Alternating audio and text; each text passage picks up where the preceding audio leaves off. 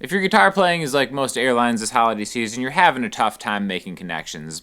But it doesn't have to be that way. So while there's nothing you can do about your Allegiant flight being delayed by 10 hours, there is something you can do to connect your guitar chords and your guitar voicings and play fluidly throughout the entire neck. So that's what we're going to work on today, all right? For a regular C major thing, we're going to apply this to a bunch of different chords, but we're going to start with something that looks and sounds like this. Okay, so doesn't sound that difficult to do. It might be kind of fast for a lot of people, but it's not about the speed, it's not about how you play it, it's about seeing it and seeing two voicings and connecting them in different spots of the neck, okay? So what I did right there is I played a C major 7 chord because I feel like this is the sound of the holiday season when things are running smoothly on time. And any A string rooted arpeggio is really like a direct flight from Delta, okay? Usually there's not a lot of hassle. Starts here, ends here. This is the destination, okay? So, right there, 3rd fret on the A string. Now, we can take this as the root note of an open C major chord like this. Like I said, I'm feeling festive, so we're doing a C major chord, C major 7 chord, like this. 3A, 5D, 4G, 5B, okay? Now, what we're going to do is we're going to just play a couple notes in between this chord here and our destination, which is a C major triad right here. The 8th fret on the high E string, 8th fret on the B string, and the 9th fret on the G string, which is, you know, a little abbreviation for some of these bigger C major chords. Same chord, right? Just a C, an E, and a G. So what we have to do is we have to get from here to here. From LAX to Tampa. Or actually, no, this would be LAX, that difficult triad. This would be the Burbank airport into the SRQ airport, right? Real easy. Now, how we're going to do this is we're going to take out the root note, and we're going to run through what's kind of like an arpeggio with an added note in there. 3, 5, 7. These notes are C, D, E, okay? And then we're going to finish the chord, all right? So a C major chord is a C, an E, and a G, right? So C, D, E, G, C. All right, so these notes are in the chord, they're in the scale, they're in the key. They're just ways that we can kind of maybe fill out some of that space until we get to our final destination. Basically, these are, I know that this D note is not in a C major chord, but it sounds good. This is like the in-flight entertainment, all right? Looking for that Delta sponsorship. That'd be great. If anybody knows them, would be happy to talk shop there. But in the meantime, we've got C, D, E, G, and then we repeat that same shape. C, D, E, and now here's the thing that can throw people off. It's like, all right, if you're thinking of just like repeatable shapes, what I mean by that is we have a root note, 2 frets higher, down a string, back 2 frets, right? 3, 5, 7, 5. If we repeat that exact same shape, starting here we get, it's wrong because the B string you have to compensate for, right? So a couple ways to look at this. You can remember that if you start a secondary shape rooted on that string, that you just take that B string and compensate one note, right? So instead of 2 frets back, you just go back 1 fret instead of 2 frets to the B string. Or you can think of sliding into that final destination chord, right? So once we get to that 9th fret on the G string, instantly switch your thinking to that C major chord, right? So C major 7 chord, and then right there, even though I'm with my ring finger, I can go into the rest of that chord, right? So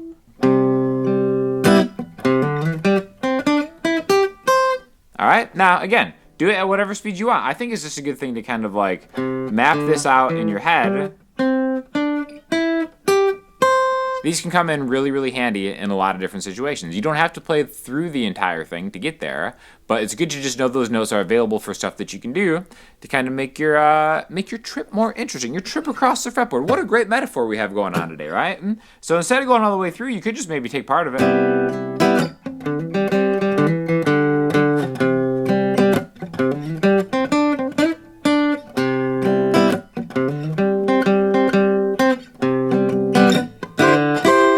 again, that's all the same idea, the same note. I'm just playing around in a C major chord. But here's the thing. It's like no song is just C major. We have to start switching these up a little bit, right? So let's do something starting on what is a very common chord in the key of C, G major, right? Let's do the same thing with G major, right? But see how it changes once we root on the E string, okay? Now again, all these same positions are going to be available in G's spot in the key of C major. That's why it's great. So we can start doing the same shape. All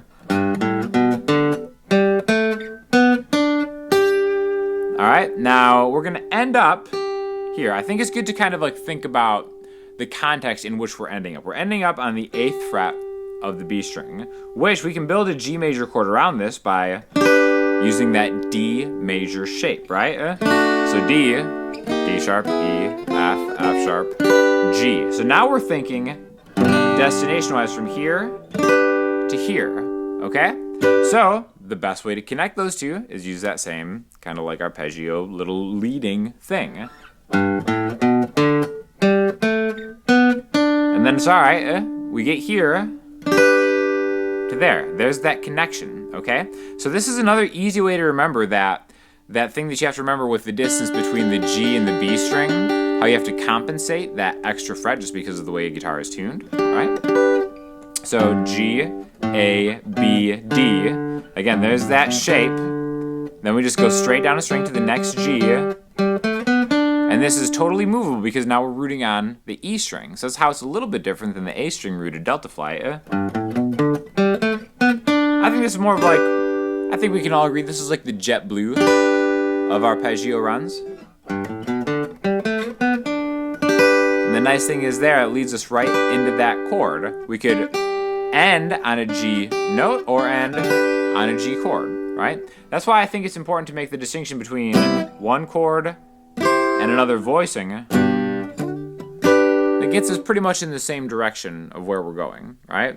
But again, even 2 chords isn't enough. We need a 3rd chord to complete kind of like a basic chord progression type deal. You know where I'm going with this. We're going to the 4 chord in any key. It's a major key, C, D, E, F, right? F major. Now here's where we're going to get tricky with this F. We could do the exact same thing with the G because we're rooting on the low E string, right? So here's that F chord. We can do the same thing.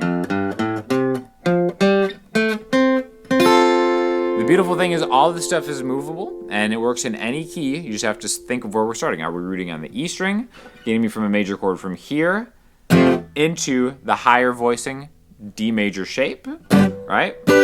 Or are we doing A string, going from here to this one? Now, I do want to take this F chord and use it as an opportunity to start a D string rooted arpeggio, right?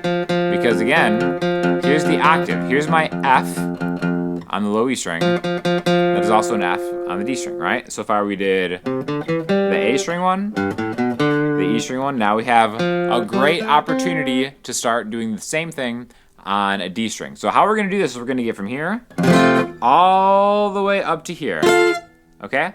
So this is going to be our high F voicing. It's really just the 13th fret on the high string, which is your F, playing on this Martin SC13 guitar. Perfect for cutaway stuff, like getting higher up the neck. And then I'm doing what I'm thinking of as kind of like a G major shape, but just the highest 4 strings. So I can just borrow that 10th fret, and that's going to get us all the way here. So how we're going to do this is we're going to start with the root note F, and there's our same shape that we did. A root note, 2 frets higher, 2 frets higher, down a string, 2 frets back. We've completed the first run. Now the next one, remember, that's how we finished the G chord. What we're going to do is we're going to start here now on the next F. I think this is definitely the Allegiant flight, because here's the thing. It's like you start and you're making that direct flight, but we have to, usually the Allegiant airport is a little bit farther from your house, so we have that big stretch at the end. But again, you've got a family member who's like kind of unemployed and they're always available to pick you up, so you're good. You're good at the Allegiant thing, right? You're not taking advantage. That's just a sacrifice they made. So we got this F on the D string, F, G, A, C. These are the notes that make up an F major chord. Then we're going to compensate for that B string, and now we're rooting it, doing the exact same shape. F, G, A, C, and then right there. Okay? So, let's recap all of them in a row. Really good exercise because we just have 3 chords, 2 voicings each, C major to C major, G major to G major, F major to F major. All over, kind of like separated by a lot of space on the fretboard, and then making those connections, right? The way that only your pal Sean can. So if you enjoyed this, check out the Patreon because there's literally well over 100 videos on that Patreon that are total beginner to intermediate to advanced, tons of song lessons, just great times to be had all around on the Patreon. Check it out. Link in the description. So let's do all of the chords followed by the arpeggios to connect into the next chord. And I know every time, like clockwork, every time somebody gives me a hard time saying, well, these aren't really major arpeggios because you're adding that second note, so these are add 9 arpeggios. You know, I know there's a comment in there already for someone who didn't make it to this point of the video, and you know, I hope your flight is delayed, and I hope your flight's canceled, because that's what I think of internet trolls. Cancel the flights. C major 7. To the top, G,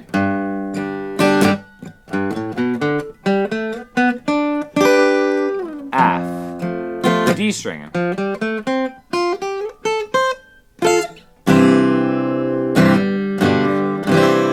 then the way you end it always goes C to a G to a C. Pro tip when you're ending a song, that's what's beautiful about this C/G chord.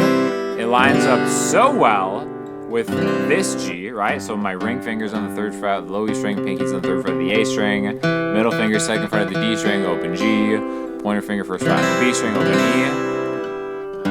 This chord voicing was made to make this G major chord voicing where your ring finger is still on that G, and now your middle finger's on the 2nd fret of the A string, and your pinky's on the 3rd fret of the B string. Even though I know this is how everybody learns it, this is such a great G major chord that is slept on.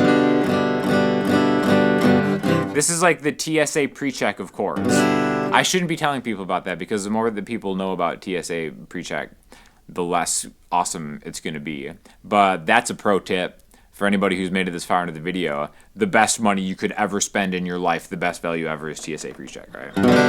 C, G, C. So that's what we got today. Happy holidays, everybody.